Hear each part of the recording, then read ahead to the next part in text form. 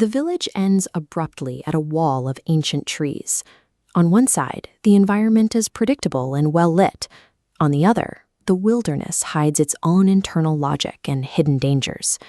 Goldilocks, a young girl with bright golden hair, lives on this very boundary.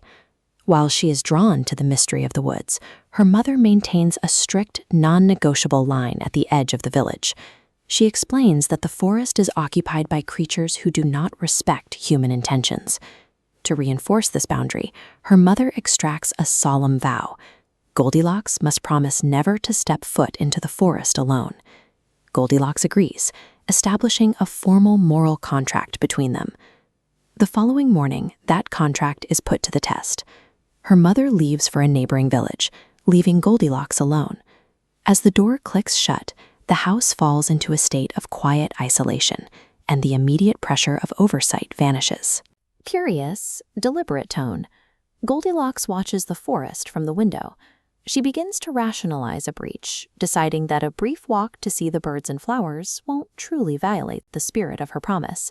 She convinces herself that if she returns before her mother, the risk is non-existent. Boundary violations typically begin with this type of self-serving justification. The intruder decides their own curiosity is an acceptable reason to ignore the established rule. Goldilocks enters the trees. She wanders deep into the woods until she discovers a small, cozy wooden cottage tucked away under the heavy canopy. She calls out to see if anyone is home. Receiving no answer, she places her hand on the door and pushes it open. This action transforms her journey from a simple walk into an active, unauthorized trespass. Inside, 3 bowls of porridge sit on the table.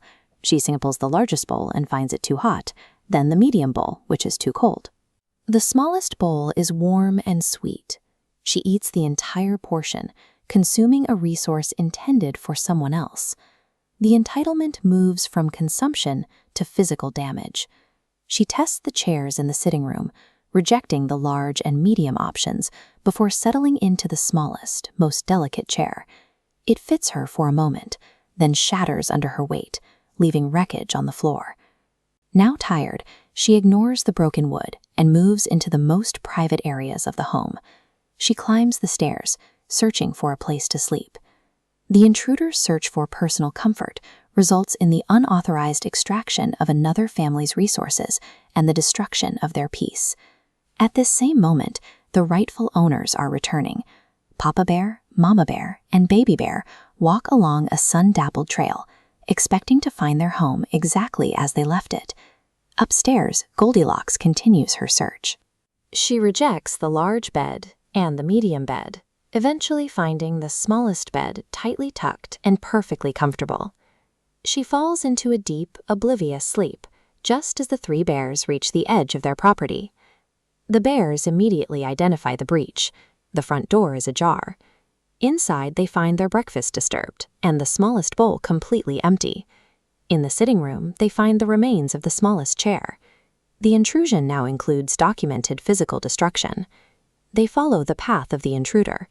The sound of groaning wood echoes through the house as heavy furred paws begin to climb the stairs toward the bedroom.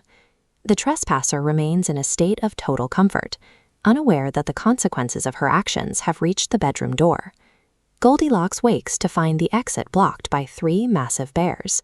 Papa Bear demands an explanation for her presence in their home. Her internal excuse of curiosity fails to hold up against the reality of the harm she has caused. Faced with the bears, she realizes that her personal rationalization does nothing to fix the broken chair or return the stolen meal. Panic sets in. She scrambles out of bed, rushes down the stairs, and sprints frantically into the dark forest labyrinth.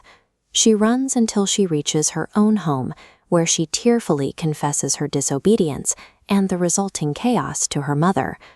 Her mother responds with immediate comfort rather than anger. This safety confirms the protective intent of the original warning. Parental warnings function as protective perimeters.